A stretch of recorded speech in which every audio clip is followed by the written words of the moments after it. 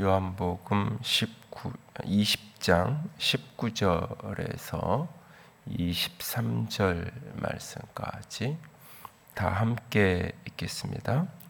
이날 곧 안식 후 첫날 저녁 때에 제자들이 유대인들을 두려워하여 모인 곳의 문들을 닫았더니 예수께서 오사 가운데 서서 이르시되 너희에게 평강이 있을지어다. 이 말씀을 하시고 손과 옆구리를 보이시니 제자들이 주를 보고 기뻐하더라. 예수께서도 이르시되 너희에게 평강이 있을지어다. 아버지께서 나를 보내신 것 같이 나도 너희를 보내노라. 이 말씀을 하시고 그들을 향하여 숨을 내쉬며 이르시되 성령을 받으라. 너희가 누구의 죄든지 사하면 사해질 것이요 누구의 죄든지 그대로 두면 그대로 있으리라 하시니라. 아멘. 끊임없이 목회를 하고 또 이렇게 성경을 배워가고 알아가면서 가까이 하는 책들이나 가까이 하는 저자들 가운데 특별히 이제 관심을 갖는 분들은 전통적인 전형적인 신학자, 전형적인 목회자의 글들뿐만 아니라, 그러니까는 뭐 장로교 목사면 당연히 읽어야 되고 봐야 되는 그런 저자들과 그런 책들뿐만 아니라 그 바깥에 있는 특별히 전통적으로 신학을 전공하지 않은 분들이 그러면서 이렇게 성경을 이렇게 바라보는 그런 분들, 때로는 뭐 법철학을 전공한 분도 있고 또는 의사 또는 뭐 심지어는 이렇게 가톨릭 사제이면서 그러면서도 이렇게 성경을 아주 잘 이렇게 풀어내는 분들의 글들을 관심 갖게 이렇게 보면 그들이 던지는 질문이 기존의 신학자들이나 기존의 목회자들이 성경을 보면서 던지는 질문과는 전혀 다른, 한 번도 이런 본문을 보면서 그런 질문을 해보지 못했던, 그런데 그런 질문을 던지고 그 질문에 대한 이렇게 답을 찾아가는, 그런 답을 찾아가는 것도 전형적인 형태. 그러니까 전형적인 형태라는 것은 이 단어의 뜻이 뭘까? 이 문장이 어떻게 전후관계가 연결되나? 그런 질문을 조금 넘어선 그런 여러 가지 답변들을 생각해내는, 그게 이제 요즘으로 이야기하면 인문학적인 시각을 가져야 된다, 뭐 이런 한마디를 이제 표현하는데, 결국 이제 그것이 어떤 뭐 이렇게 고전이나 현대 인문학 이런 것들을 많이 공부를 해야 된다는 개념이 아니라 사고의 틀을, 기존에 자신이 갖고 있었던 사고의 틀 안에 갇혀 있는 것이 아니라 그것을 자꾸 이렇게 깨면서 그 너머에 있는 것을 더 넓고 깊이 보는 그런 어떤 삶의 태도, 그것을 이제 한마디로 그렇게 표현을 하는 건데, 그런 훈련들, 그런 연습들을 오랫동안 해왔던 것 같습니다.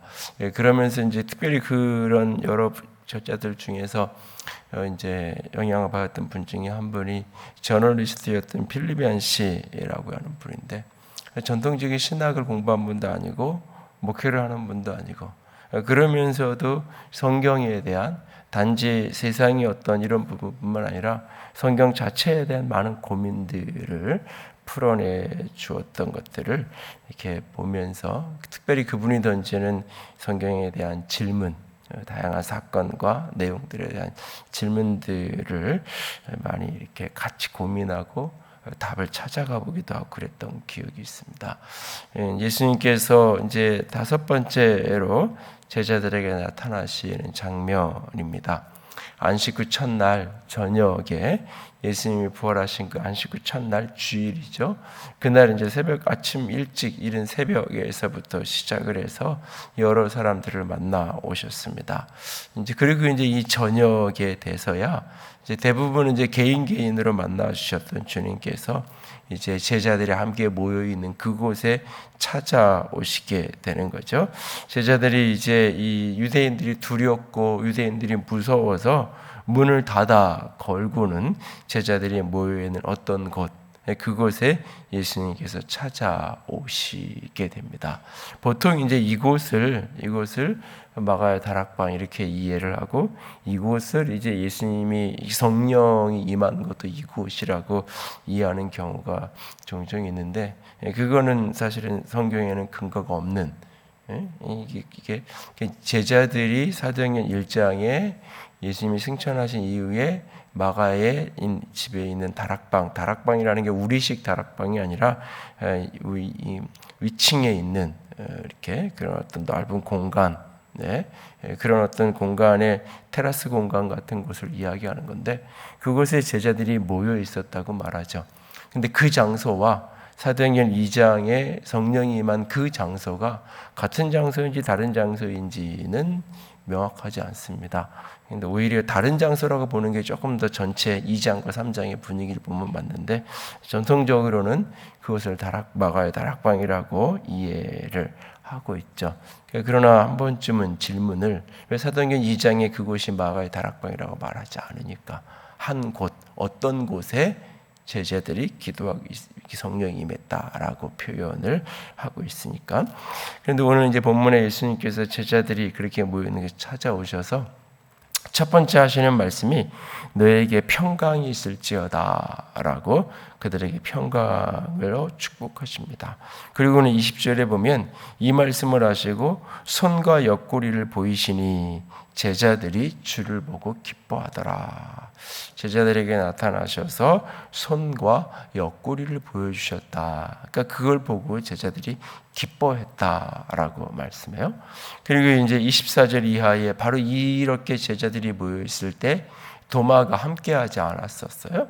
그래서 이제 여드레 후에 도마에게 나타나셔서 역시 또 손과 옆구리를 보여주시는 모습을 보게 됩니다. 손과 옆구리, 사실은 예수님의 십자가의 죽음을 확인하는, 그 손에 못 박혔고 그 옆구리에 창이 찍혔고 그것을 제자들이 보고 기뻐했다.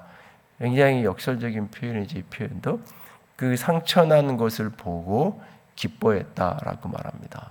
더 이상 그 상처가 아닌 축복의 통로의 회복의 증거가 되었을 때 그것을 보고 기뻐하고 있는, 그러니까 그 예수님의 손에 못이 박히고 그 옆구리에 창이 찔리는 그 순간 가장 처절하게 고통하고 아파했을 그 사람들이 가장 깊은 상처의 증거, 상처의 표적이잖아요.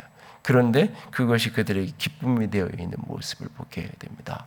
최근에 지난주에 그 필리비안스가 자신의 페이스북에 던졌던 질문 중에 짧은 글 중에 이런 질문을 합니다. 왜 예수님은 부활 후에도 상처를 가지고 계셨을까? 그러니까 누구도 이런 본문을 보면서 한 번도 질문을 잘 통상적으로 하지 않는 질문이에요. 근데 그런 질문을 던져보는 거죠. 왜 예수님은 부활했으면 온전한 몸으로 완벽한, 어떤 상처의 흔적도 남지 않은 완벽한 몸으로 부활해야 할 수도 있었을 텐데, 완벽하게 재생되어진 이렇게 화장품 중에 재생크림 이런 데 이런 거 있죠. 근데 상처가 남은 거잖아요. 요즘에 화장품으로도 이렇게 흉터 생기면 다 재생을 한다 그러고, 수술을 해서라도 2번, 3번 피부 수술을 해서라도 완벽하게 재생을 하는데, 손과 옆구리에, 더군다나 옆구리는 옷을 입으면 안 보인다 그러지만 손은 이게 다 보통 여기에 못이 박혔다고 보는 게 정상인데, 이 손이라고 표현되어 있지만 손목 부분에, 근데 이 부분은 다 이렇게 보이는 거잖아요. 흉터가 이만큼 나 있는 거 여러분이 누구 다 나왔어도 봤다면 당연히 그거 오늘 같은 의술에서는 수술을 할 때 해서 회복을 깨끗이 할 텐데, 부활했으면 완벽한 몸을 가져야 되는데 그 상처 현장을 그대로 갖고 있잖아요. 아니면 굳이 또 이 땅에 그렇게 몸으로 이 땅에 머무실 필요 없이 그냥 영으로만 부활하셔서 저 하늘로 올라가셔도 그 영광의 모습으로 가셔도 될 것 같은데, 왜 예수님은 이 육신의 상처와 고통의 흔적을 그대로 가진 그런 몸으로, 상처난 그 몸을 그대로 유지한 채로 그분은 부활하셨을까? 그런 질문에 그는 이런 답을 해가는 것을 보게 됩니다. 예수님은 성육신하시며 살아가셨던 당신의 기억을 온전히 간직하시고자 하셨다. 이 땅에서의 기억을 간직하시기 위해 예수님은 상흔을 택하셨다. 인간의 아픔은 이제 하나님의 아픔이 되었다.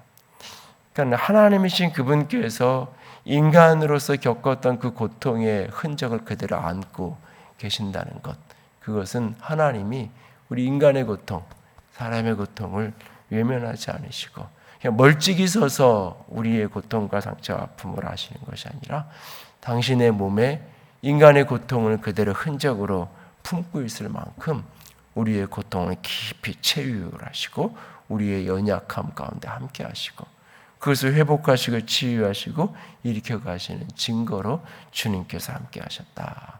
인간의 고통은 하나님의 고통, 하나님의 아픔이 되었다. 그분의 상처는 그분의 우리를 향한 사랑의 회복의 흔적이 되었다. 상처라는 표현을 헬라어로 그 트라우마라고 표현을 한다면 상은 흔적, 스티그마라고 하는 표현이죠.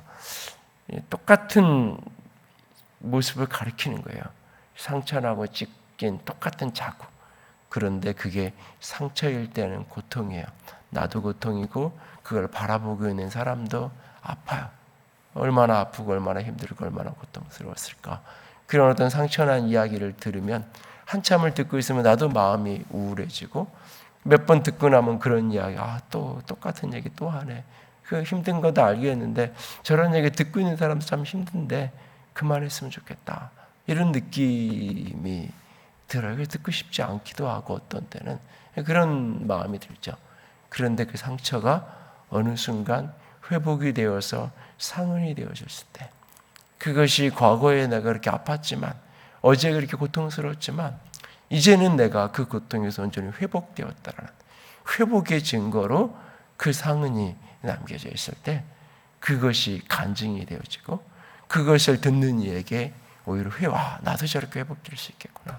나도 저렇게 회복돼서 저렇게 누군가를 구원하고 누군가를 살리는 나도 저런 상처가 있었는데 저렇게 회복됐다면 나도 회복될 수 있겠구나. 그 희망을 갖게 되고 오히려 그의 상처의 흔적을 바라보면서 함께 기뻐하고 소망을 얻게 되어지고 나의 상처와 아픔도 같이 내어놓고 이것이 어떻게 상흔이 되어서 회복의 증거가 될 수 있을까? 이런 어떤 소망을 가지고 함께 나아가게 되죠. 우리는 모두 다 인생을 살아가면서 상처를 안고 살아갑니다. 상처 없는 인생 단 한 사람도 없어요. 부활의 몸이 돼도 그 상처의 흔적을 그대로 우리 주님이 갖고 계셨던 것처럼 아무리 시간이 지나도 없어지지 않아요.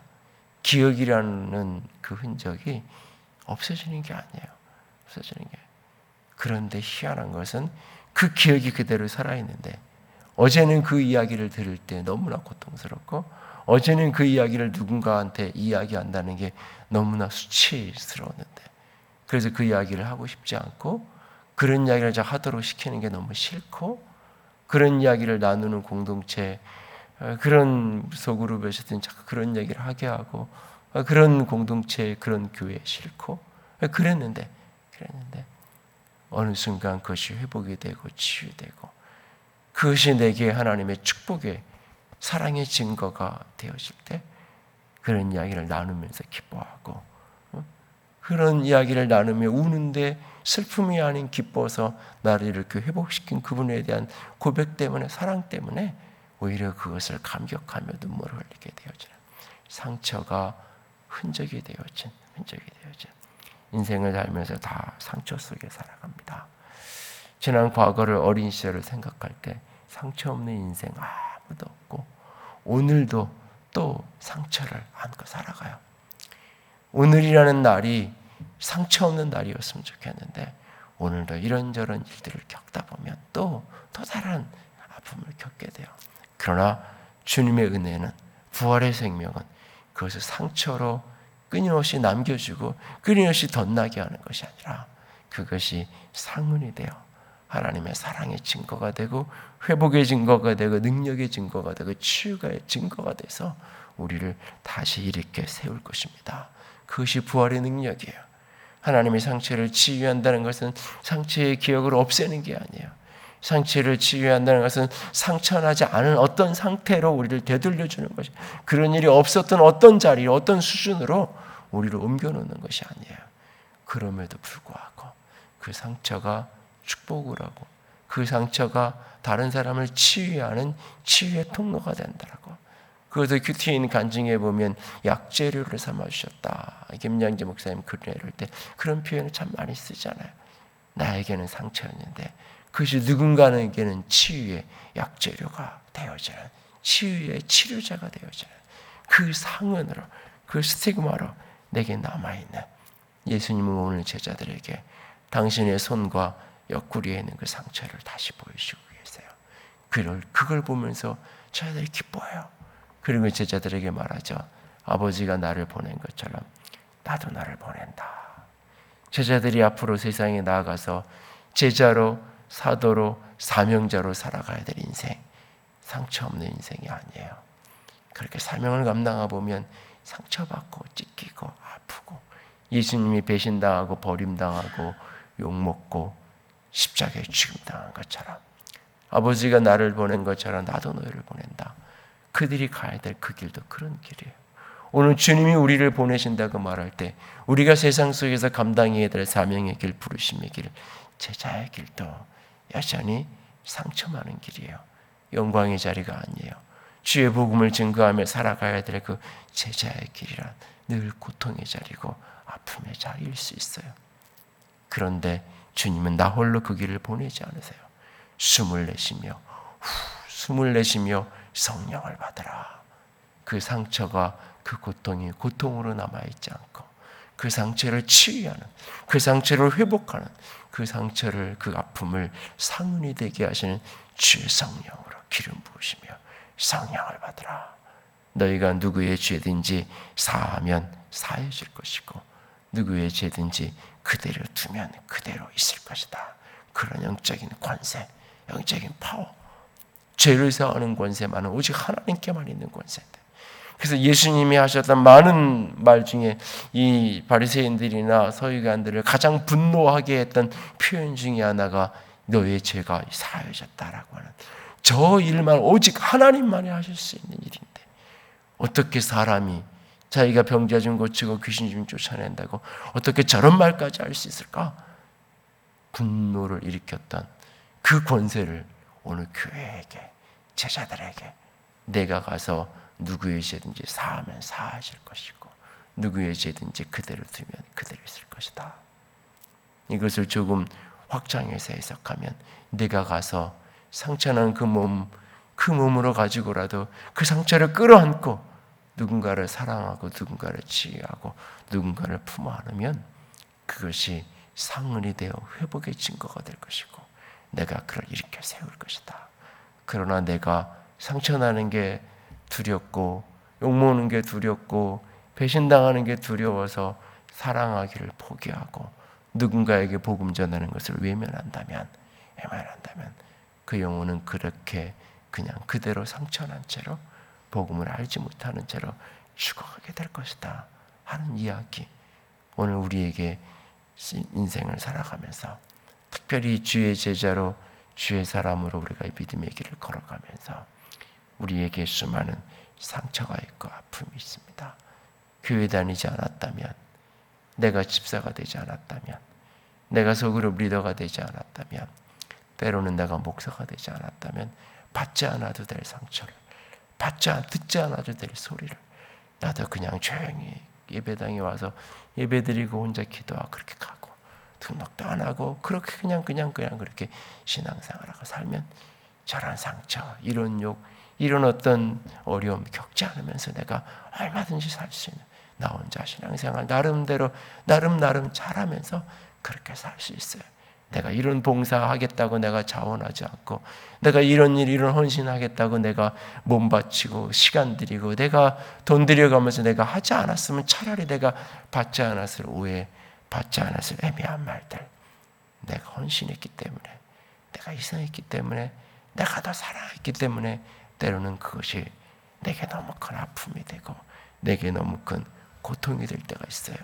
그러나 우리 하나님은 그것을 상처로 그냥 내버려 두지 않으십니다. 부활의 주님은 우리 가운데 오늘 생명의 호흡으로 오셨던 그 성령은 첫사람 아담에게 불어넣었던 그 생기처럼 오늘 부활의 주님이 제자들에게 숨을 내쉬면서 불어넣었던 그 생명의 호흡은 우리를 새로운 생명으로 일으켜 세울 것입니다. 상처를 상처가 아닌 상흔이 되도록 주께서 일으켜 가실 것입니다.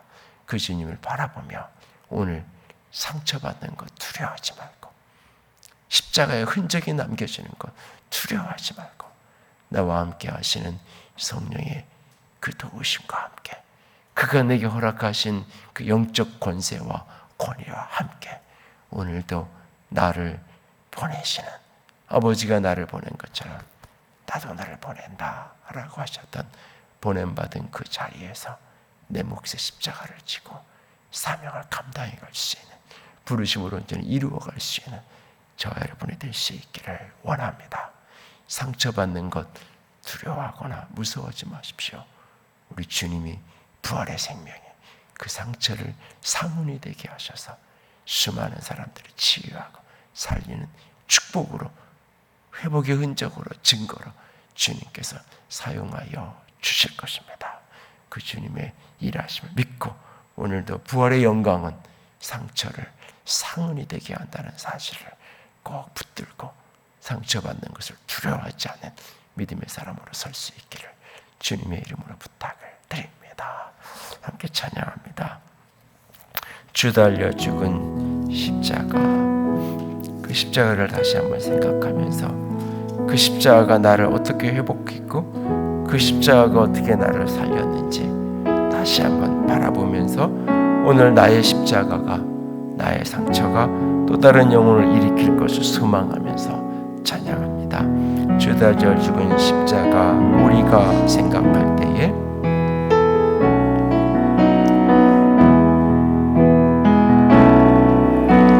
주 달려 죽은 십자가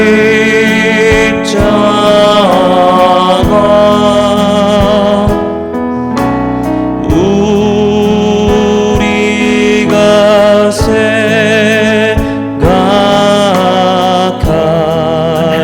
때에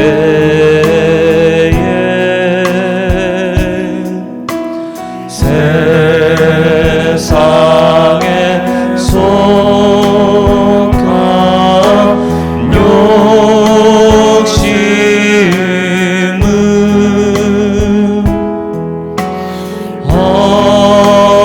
헛된 줄 알고 버리네.